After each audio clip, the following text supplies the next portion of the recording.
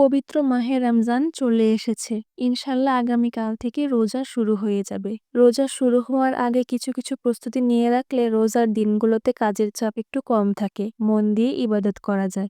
ইফতারিতে বিভিন্ন রকমের ভাজাপোড়া তো বানানোই হয়। যদিও এগুলো স্বাস্থ্যের জন্য তেমন ভালো না, কিন্তু সত্যি বলতে এগুলো ছাড়া ইফতারিতে ঠিক ভালোও লাগে না। প্রতিদিন তো ছোলা, পেঁয়াজু, বেগুনি, আলুর চপ এগুলো বানানোই হয়। এর পাশাপাশি কয়েকটা স্পেশাল আইটেম থাকলেও কিন্তু মন্দ হয় না। তাই আজকে বেশি করে শামী কাবাব বানিয়ে রাখছি যেন বেশ কয়েকদিন ইফতারিতে খেতে পারি। প্রায় ২৫০ গ্রামের মতো গরুর মাংস, সাথে ১ কাপ মতো বুটের ডাল ভালো মতো ধুয়ে পাতিলে নিয়ে নিব। পাতিলটা দেখে কেউ আবার কিছু মনে করবেন না। আসলে এই পাতিলেই আম্মু সবকিছু সেদ্ধ-টেদ্ধ করে, তাই এটা এমন কালো হয়ে গিয়েছে। যাই হোক, পাতিলে মাংস আর ডালের সাথে কয়েকটা সাদা গোলমরিচ, ১ চা চামচ আদা বাটা, ১ চামচ রসুন বাটা, স্বাদমতো লবণ, ১ চামচ লাল মরিচ গুঁড়া, আধা চামচ ধনিয়া গুঁড়া, আধা চামচ জিরা বাটা আর ২ কাপ মতো পানি দিয়ে চুলায় বসিয়ে দিব। কম আঁচে প্রায় ১.৫-২ ঘন্টার মতো সিদ্ধ করে নেব।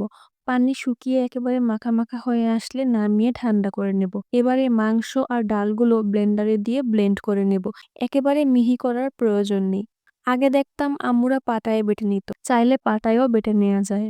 এবার ১ কাপ পেঁয়াজ কুচি, কাঁচামরিচ কুচি, ধনেপাতা কুচি আর একটা ডিম দিয়ে ভালোমতো হাত দিয়ে কচলে মেখে নিতে হবে। মিশ্রণটা অনেকটা এরকম হবে। যদি এর থেকে বেশি শক্ত মনে হয় তাহলে আরেকটা ডিম দিতে হবে। আর যদি পানি মনে হয় তাহলে ব্রেড ক্রাম্ব বা টোস্ট বিস্কুটের গুঁড়া ব্যবহার করে বাইন্ডিংটা ঠিক করে নেওয়া যাবে। ব্যাস, এবার কাবাবের শেপ দিয়ে নিব। এভাবে সবগুলো বানিয়ে ডিপ ফ্রিজে কিছুক্ষণ রেখে একটু শক্ত করে পরে বক্সে ভরে ডিপে রেখে দেব। এগুলো মাসখানেক এভাবে রেখে খাওয়া যাবে। কয়েকটা ভেজে দেখলাম বেশ সুন্দর হয়েছে আর টেস্ট মাশাআল্লাহ ভীষণ মজা হয়েছে।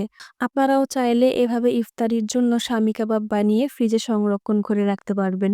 আশা করছি ভিডিওটি ভালো লাগলো। সামনে রমজানের জন্য এরকম আরো কিছু রেসিপি শেয়ার করব। অবশ্যই সাথে থাকবেন। ভালো থাকবেন সবাই। আল্লাহ হাফেজ।